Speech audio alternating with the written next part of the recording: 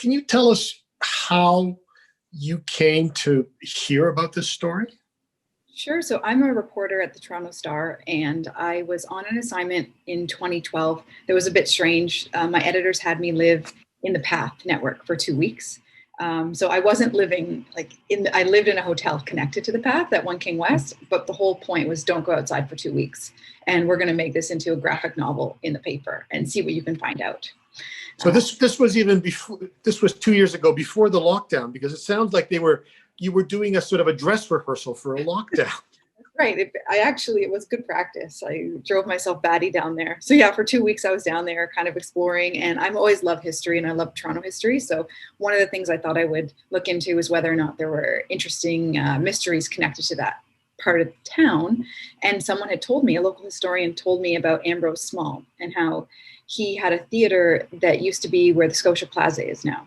And so in 1919, he disappeared from there. And it was such a sprawling story when I started looking into it that there was no way I could put it into this project about the Path. It was just too much of its own thing. So I kind of tucked it away in my back pocket and started researching it here and there, and thought I might do something for the 100th anniversary for the Star. And then knowing that was coming up in a few years' time. And then the more I read, the more I thought this is even too big for that. Like, it has to be a book, because it's just so, there's so many twists and turns, and I couldn't believe some of these characters that I found. Everything, like they say, truth is always stranger than fiction. I really did find that here. How difficult was it to research? Some parts were very difficult. Some parts were quite easy. The great thing is that there's a lot of stuff that's online. Toronto Public Library has a lot of resources, like old Toronto Stars, old Globe and Mails, that you can research from your home if you have a library card. And they've also got old city directories online, which are old phone books. And those things were so helpful for me, because you could find out where people lived and where things are in the city and how the city changes over time. Certain other things were tougher. Just archival research is always so hit and miss. You can spend days looking for a little nugget of information and come up short. But I always found, I love archival research, so I would always find something, even if it was completely irrelevant to the story. I would find little nuggets, like about policing in Toronto, when I was looking for information on the case that didn't necessarily have anything to do with Ambrose Small, but had a lot to do with how detectives work back in the 1910s, 1920s. And I would just become kind of ensconced in all these little side avenues of this story. And in the end, I just kind of threw it all in here because I found it all so relevant. This really became a story about the city, as well as a story about Ambrose Small. Yes, for me, that was among the very great things about the story. The Ambrose Small story on its own is fascinating, but his story touches on so many elements of the growth of the city. I think by about 1920, the city was 100,000 people. I don't have the numbers in front of me. I think that's what it was. So, and live entertainment was the only form of entertainment. That's right. Especially at the turn of the century, that's kind of when the traveling show is at its peak in popularity. And that's when Toronto has so many theaters, especially up until the First World War.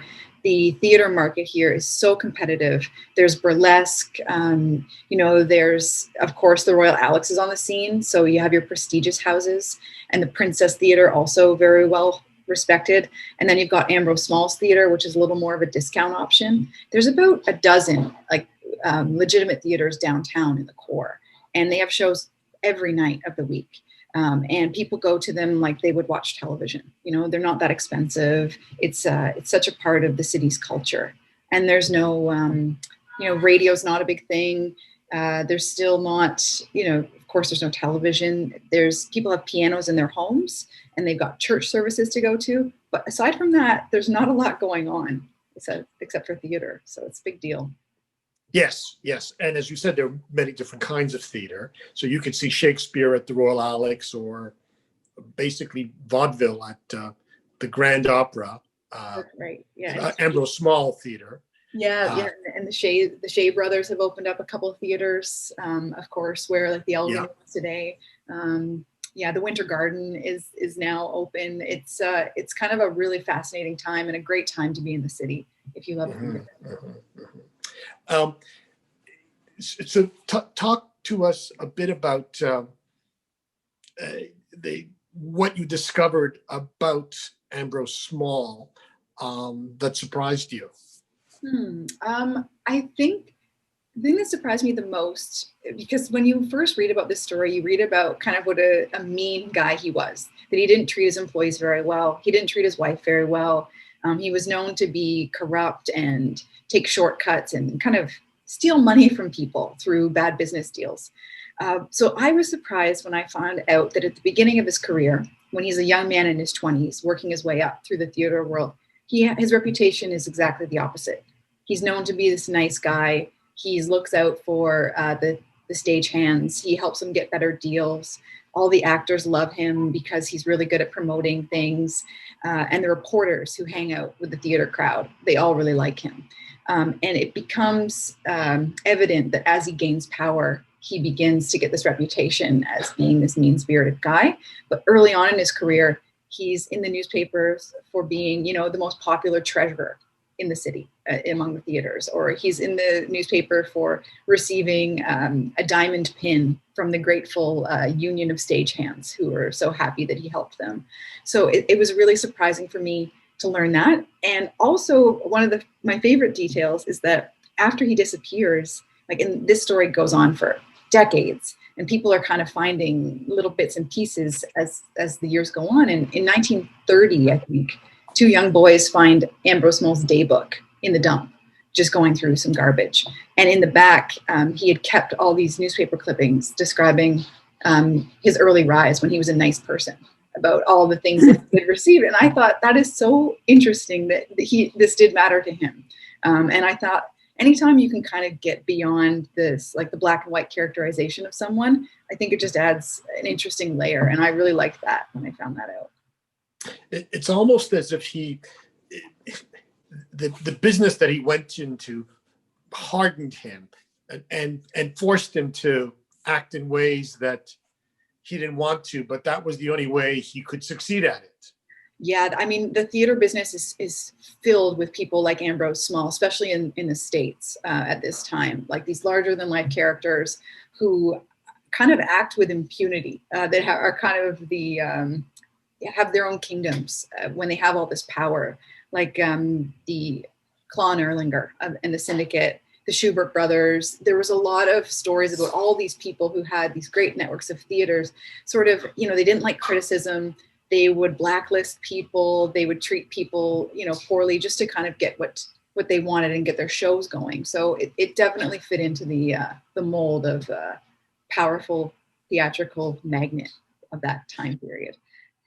And of course, it's interesting to note that these people who created these little empires, and Alexander Pantages is among them. And of course, we have the Pantages Theatre in Toronto. That's now the Ed Mirvish Theatre. That was the beginning of almost the studio system, the Hollywood studio system. And some of them went on to found the studio system. RKO Pictures was founded by people that owned vaudeville circuits. Yeah, it's interesting. I wonder if Ambrose had, stayed alive or stayed in the picture, if he would have been kind of swept up in that. Because you're right, even a lot of his theater network becomes, in the decades to come, becomes part of famous players. As the people who buy his theaters, eventually their enterprise fails because live theater has a really hard time competing in the 1920s with everything else that's coming up with pop culture. And it just becomes like the traveling show just doesn't become feasible anymore with the cost of trains and labor. So it's interesting to see how it all shifts. Yes, I mean, in terms of movies, the big expense is making them. The distribution is not that difficult, although you need a circuit of cinemas to go to. But if you had a good product, that was fairly easy. And of course, that cutthroat business of each studio wanting to get rid of all their competitors exists to this day in the movie business.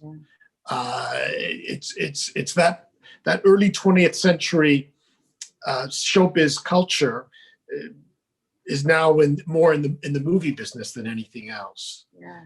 It's fascinating how it all changed, and it's quite amazing that live theater still exists. And in fact, in terms of ticket sales, is much higher than it was back then, partly because the population is much greater.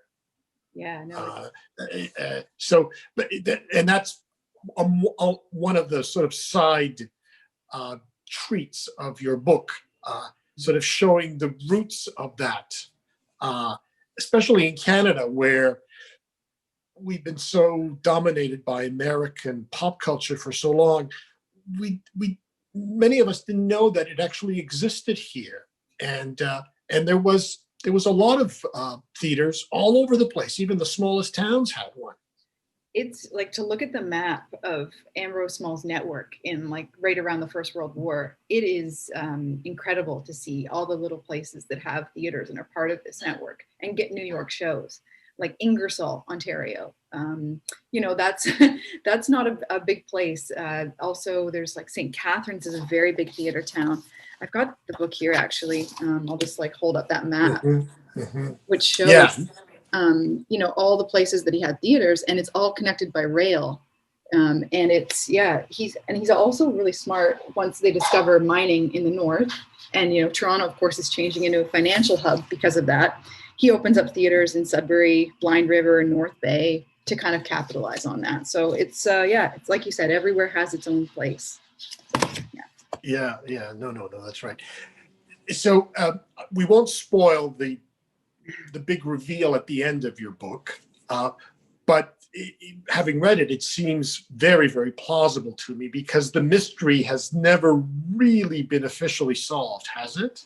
No, the Toronto police. So I should say that, of course, that at the heart of the book, he goes missing. Ambrose Small goes missing right after he closes a deal to sell his empire to this Montreal company for $1.75 million. And he gets $1 million up front, puts the check in the bank, and then the next day he's gone. Nobody knows where he is. And there's all kinds of different stories about who's seen him last, and all kinds of different suspects who he has wronged. And the case and the investigation goes on for decades. There's cash rewards to find Ambrose Small. So everybody is looking for middle-aged men with mustaches, because that's his defining characteristic. And it's just this wild case, lots of court cases that come out of this, but we never find a body.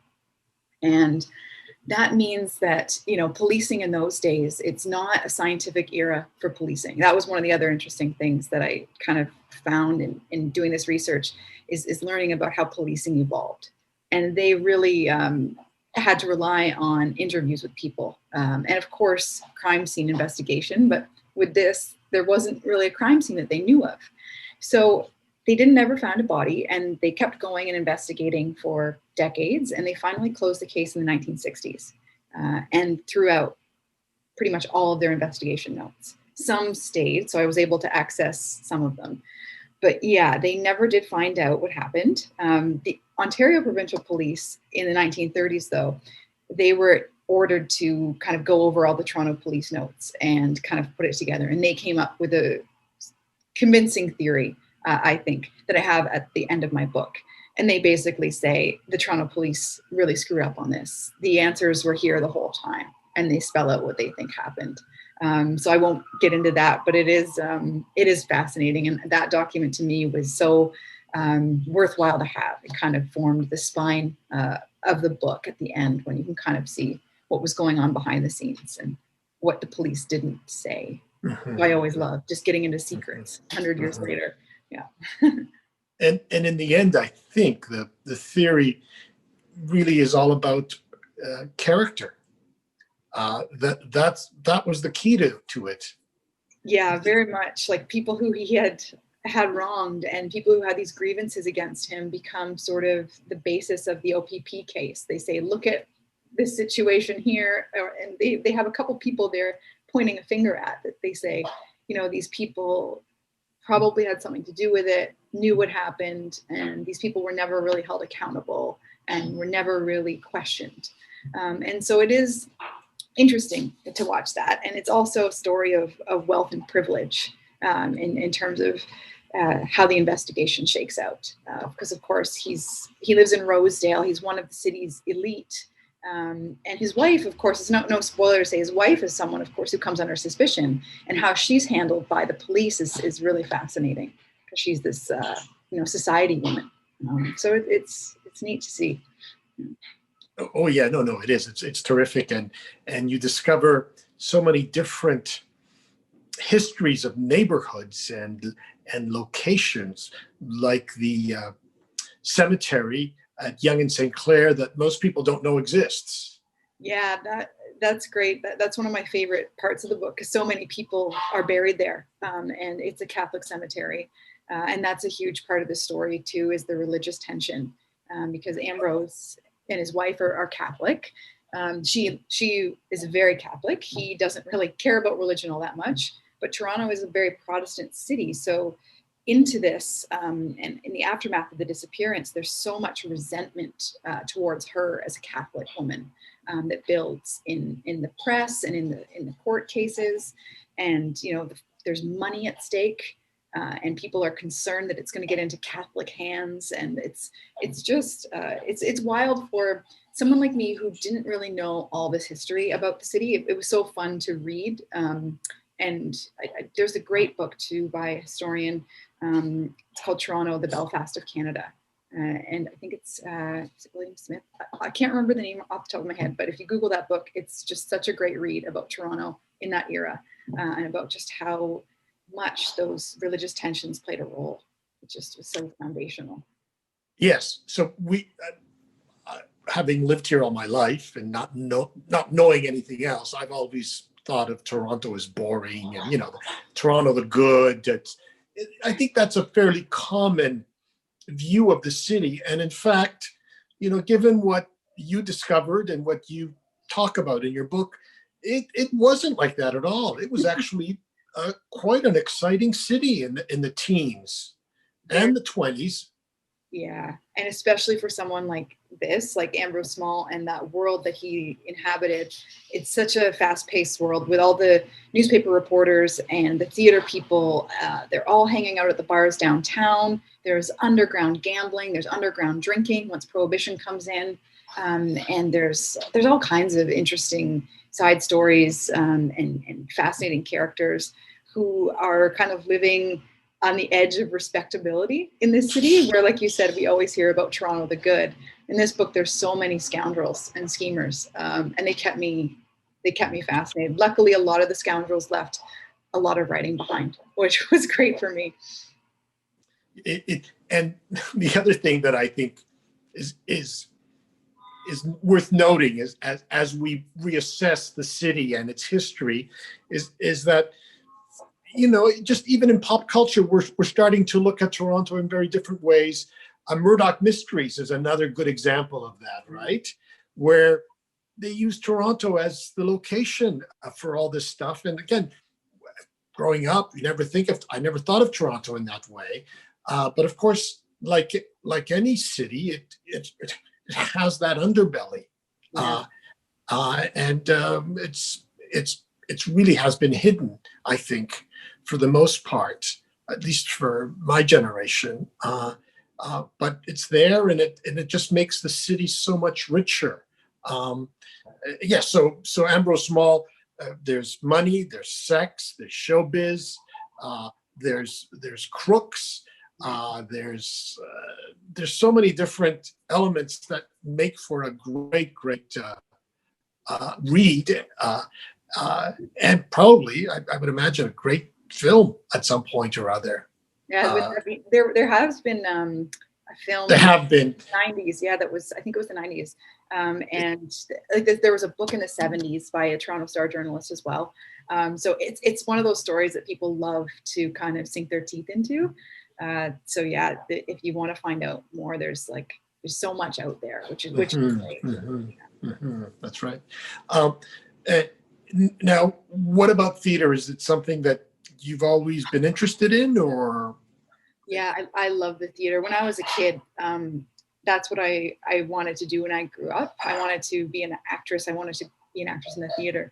And I'm not at all talented in that respect, but I would go to theater camp and I just loved being around everything to do with the theater.